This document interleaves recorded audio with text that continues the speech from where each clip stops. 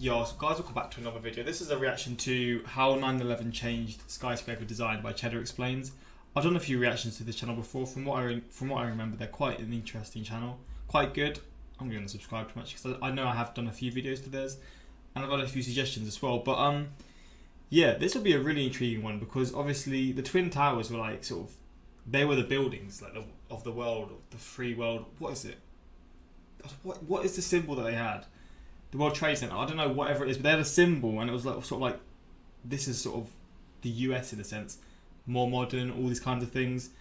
And obviously, when they collapsed, they realized maybe there was a building error, or there was obviously building errors, but mistakes that they learned from to not do it again. And I mean, yeah, it'll be an intriguing sort of watch to see what was actually like, what they've changed with now building skyscrapers in the current day and in future. But yeah, we're just going to jump into this one. Shout out to my Instagram, my Twitter, links in the description for those interested. I'm thinking of doing a 9/11 documentary reaction. So basically on Netflix, there was a series that recently got posted, and it seems like one of those things that I feel like people would be intrigued in me seeing. It's sort of like a reenactment, like a story of what happened on the day, I guess maybe before and after it happened, the consequences of what happened. And I mean, yeah, I may do that on my Patreon, and like I've said many times, links are in the description for those interested, because a lot more sort of documentary sort of reactions will be coming, movie reactions hopefully soon, and like I said, sort of Netflix reactions, all kinds of things really. So I mean, that'll be there for those who care. But yeah, that's pretty much it really. We're going to jump into this one. If this video randomly stops, I'm waiting for someone to come and basically sort my taps out, because they've been making weird noises, so it might randomly cut or you'll hear it. But yeah, we're going to try and rush through this, so hopefully we can be done before they're here. So let's jump into it. September 11th, 2001 changed our lives. A lot. Political differences seemed to disappear, at least briefly. New security measures filled the world's airports. Thousands of families mourned the loss of loved ones. And, of course, the New York City skyline lacked its two tallest buildings. But there's one change that you probably didn't notice, because it took place inside new high-rise buildings. And it's probably not what you'd expect. I'm gonna actually have one. Before we dive in, we want to listen to it. I can still want hear to it well, acknowledge that this is perhaps the most analyzed event in modern American history.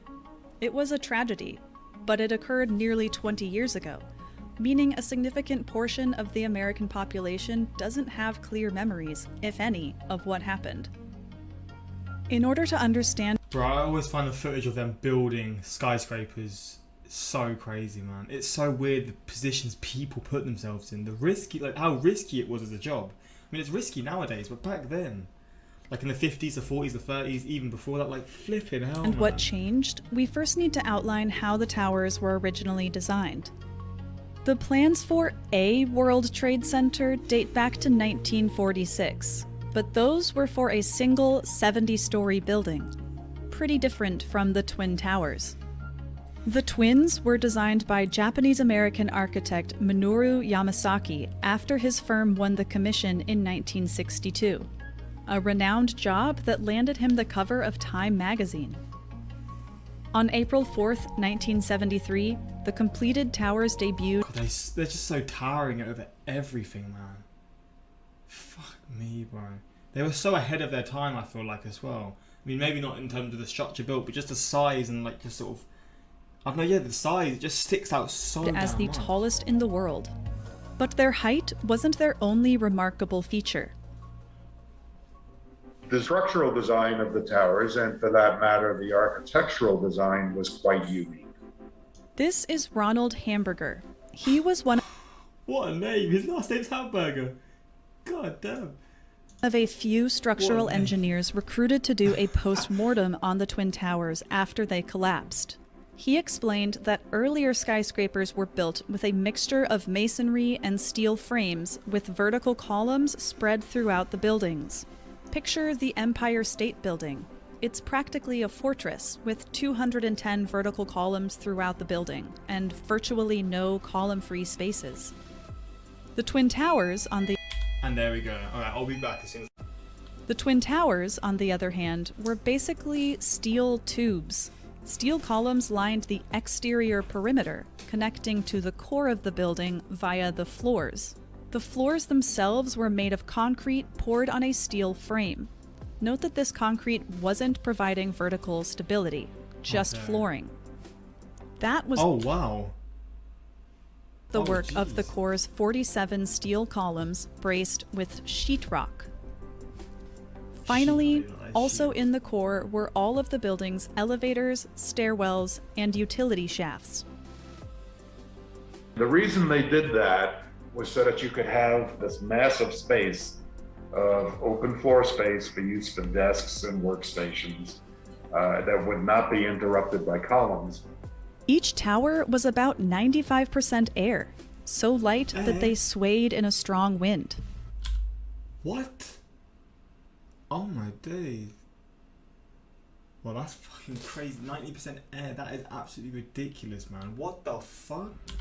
Now, a super tall, lightweight building may sound risky in retrospect, but the towers were actually quite strong. So the design was highly redundant. Structural engineers talk about redundancy much like a person wearing both a belt and suspenders. Either one can hold up your pants, but if one of them fails, you have the other one present that can do the job. This building was highly redundant.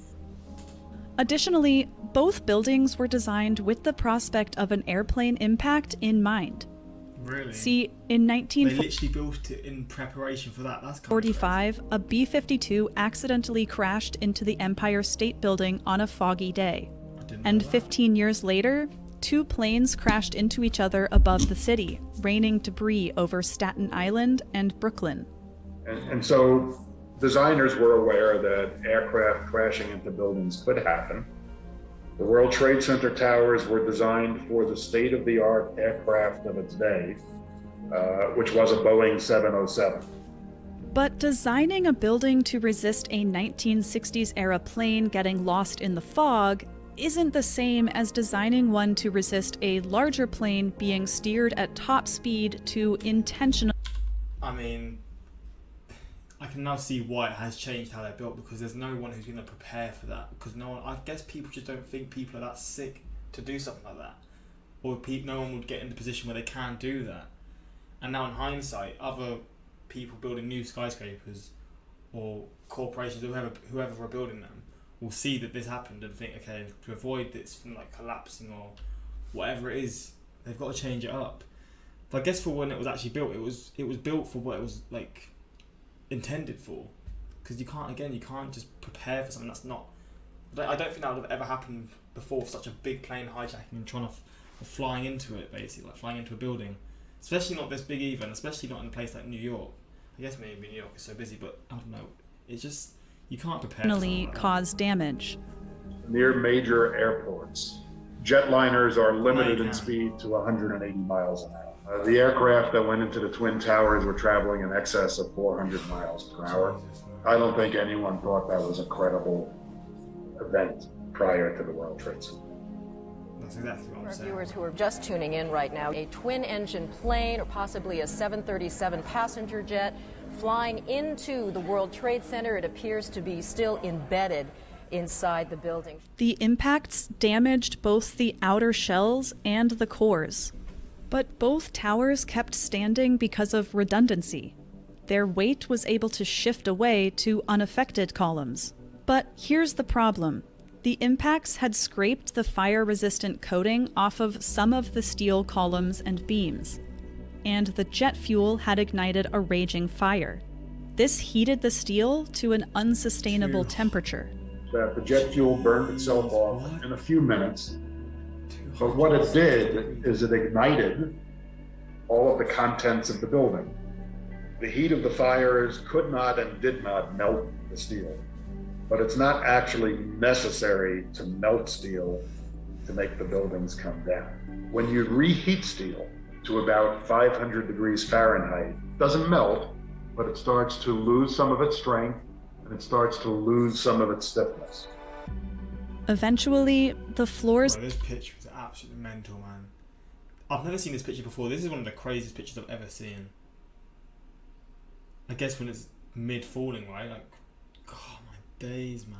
Jesus, this photo is mental. Above the impacted areas became too heavy for the weakened steel to support, and both buildings collapsed. You might think that this tragedy would have compelled us to make drastic changes to the rules of how we build skyscrapers. And we have, in some ways that we'll get to in a minute. In some But ways. structurally, The building code requirements have not changed a lot. The people who had a vote felt that the added cost of the measures that were proposed did not make sense given what was perceived to be the extreme rarity. I just hear costs, and I mean, they're trying to avoid it because of money. I mean, if this happens again, you'll be the ones paying for it, as will many people, people's lives and people's families, but you'll be the ones having, like, losing millions or billions of pounds because you didn't want to invest a little bit more money to protect people. Like, come on, man, it's always down to money, man. It is. I mean, I don't know how much more it would be, and if it would make sense to do it, but for me, just the idea of making the building safer for a scenario like this, just, yeah, do it, like, kind of thing. But the business world will do what it does best, man. Of such an attack. the years since 2000 have seen a rise in super tall buildings around the world. Nearly 9,000 skyscrapers were added from 2000 to 2020. And even though resisting aircraft impact isn't a requirement, many of them are much stronger anyway because of different designs and materials. Rather than using only steel construction, now most high-rise buildings, super tall buildings, are constructed using concrete walls in the floor, then steel framing around the perimeter, and then the floor system between the floor and the exterior wall. Take the New World Trade Center. It's basically a hefty 3-foot thick concrete core with a glass skin.